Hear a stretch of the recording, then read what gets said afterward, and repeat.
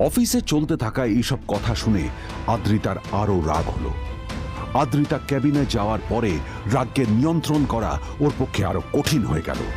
ও তখন বুঝতেই পারছিল না যে ওর রাগ কিভাবে নিয়ন্ত্রণ করবে। আদ্রিতা এটাও ভাবছিল যে নীলের জন্য ওকে আর কত অপমানিত হতে হবে। এসব ভাবতে ভাবতেই আদ্রিতার চোখ গেল ওর বাবার ছবিটার দিকে।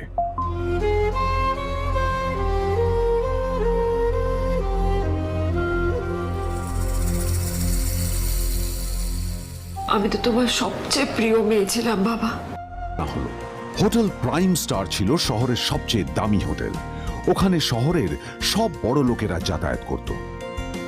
নীল যখনই তার পুরনো বাইকটা নিয়ে ওখানে পৌঁছলো, ওর পুরনো জামা কাপড়, পুরনো বাইক আর ওর পায়ে ছেঁড়া চপ্পল দেখে সিকিউরিটি গার্ড ওকে গেটের বাইরেই আটকে দিল।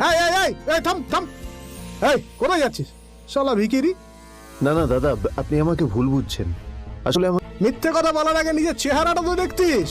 এটা একটা প্রাইম হোটেল, বুঝেছিস? এখানে সব শহরের বড় বড় লোকেরা তাদের বড় বড় গাড়ি নিয়ে আসে। শালা তোর মতো একটা ভিখিরি একটা ফ্যাট প্যাটে আওয়াজ বের করা বাইক নিয়ে চলে এসেছিস, আর আমি তোকে ঢুকতে দেবো না দাদা? আমাকে ইনভাইট করা হয়েছে। আমাকে শুনুন শুনুন, চল আমাকে একবার ঢুকতে দিন আমাকে। নীল পড়ে যেতেই একটা দামি গাড়ি ওখানে এসে দাঁড়ালো। এই গাড়িটি আর অন্য কারো নয়, হোটেল প্রাইমের মালিক মিস্টার খান্নার ছিল। কি হচ্ছে কি এটা? হোটেলের গেটের সামনে এসব এসব ক্যাশ চলছে এখানে। হোটেলের বদনাম হবে না এতে?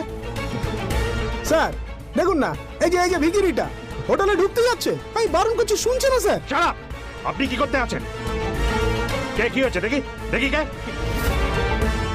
মিস্টার খান্না তার চশমা খুলে নীলের দিকে দেখলেন, আর ওনার মুখটা হাঁ হয়ে গেল।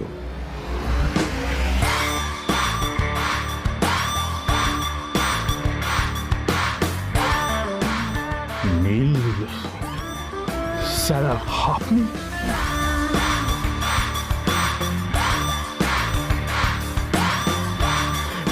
Extremely sorry sir.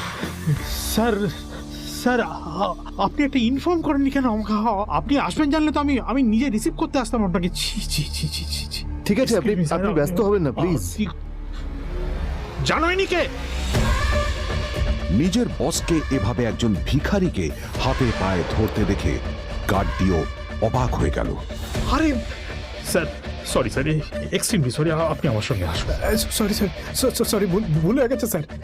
সালাম স্যার। নীল কি তবে সত্যিই একজন খুব বড়লোক কেউ? জানতে পকেট এফএম এর এই সম্পূর্ণ গল্পটি শুনুন